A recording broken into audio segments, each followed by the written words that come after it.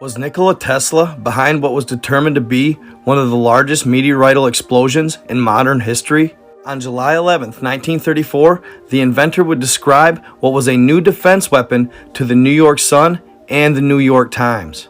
Tesla would explain that not only could it be used to defend against enemy aircraft, it could also be used to stop ground infantry as well.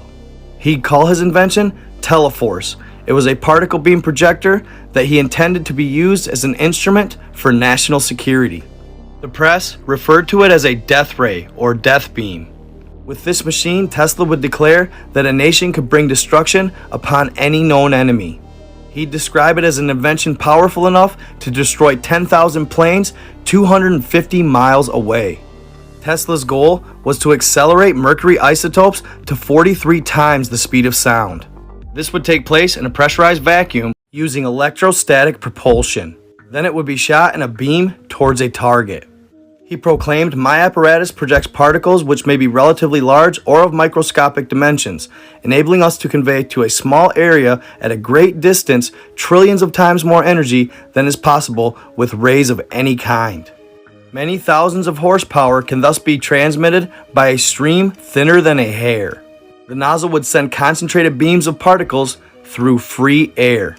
When put in operation, Tesla said the latest invention of his would make war impossible. This death beam, he asserted, would surround each country like an invisible Chinese wall, only 1,000,000 times more impenetrable. It would make every nation impregnable against attacks by airplanes or by large invading armies. The papers described it as a machine to end all war. Almost a year after his announcement, Tesla could find no funding. So Tesla wrote the following letter to Jack Morgan, J.P. Morgan's son. "I have made recent discoveries of inestimable value. The flying machine, meaning airplanes, has completely demoralized the world, so much that in some cities, as London and Paris, people are in mortal fear from aerial bombing. The new means I have perfected afford absolute protection against this and other forms of attack.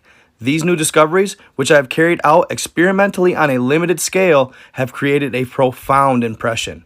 One of the most pressing problems seems to be the protection of London, and I am writing to some influential friends in England hoping that my plan will be adopted without delay. The Russians are also very anxious to render their borders safe against Japanese invasion, and I have made them a proposal which is being seriously considered." But regardless of this letter, Jack Morgan still decided not to fund him. As a result, Tesla presented his invention to the League of Nations. 2.